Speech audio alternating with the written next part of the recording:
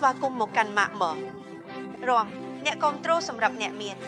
ខ្ញុំគឺជាថៅវីថ្ងៃនេះខ្ញុំនឹងណែនាំបងប្អូនអំពីម៉ូដែលខ្យល់ត្រង់ដែលមានឈ្មោះថា View ស្រួលណាស់អ្នកគ្រប់គ្នាបានមានឱកាសមួយដងក្នុងជីវិតដែលចង់រស់នៅក្នុងព្រះរាជាណាចក្រដ៏អស្ចារ្យនិងប្រណិត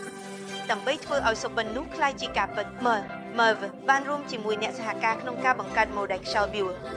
ខ្យល់ View គឺជាការបញ្ចូលគ្នាដែលសមស្របគ្នារវាងគំនូរស្រស់ស្អាតនិងបច្ចេកវិទ្យាថ្មី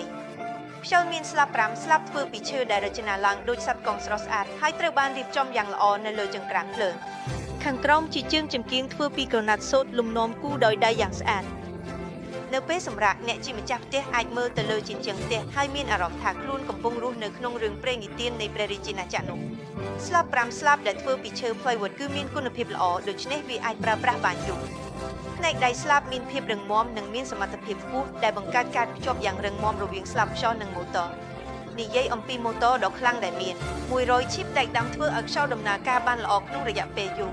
គ្រឿងបន្លាស់ដែលមកជាមួយខ្យល់ត្រូវបានផលិតយ៉ាងម៉ត់ចត់មានការភ្ជាប់សុវត្ថិភាពដែលធានាថាអតិថិជនអាចប្រើប្រាស់បានយ៉ាងសុវត្ថិភាព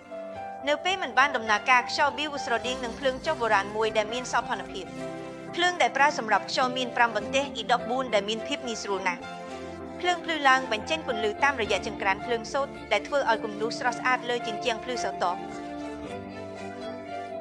ស្លាបបើកចេញយ៉ាងទន់ភ្លន់បញ្ចេញខ្យល់ត្រជាក់យ៉ាងស្រួលនិងធ្វើឲ្យមានអារម្មណ៍ស្រួលនៅក្នុងកន្លែងទាំងមូលអង្កត់ផ្ចិតនៃកង្ហារនៅពេលបង្វិលគឺ 1.42 សមស្របសម្រាប់ដំឡើងនៅក្នុងកន្លែងធំ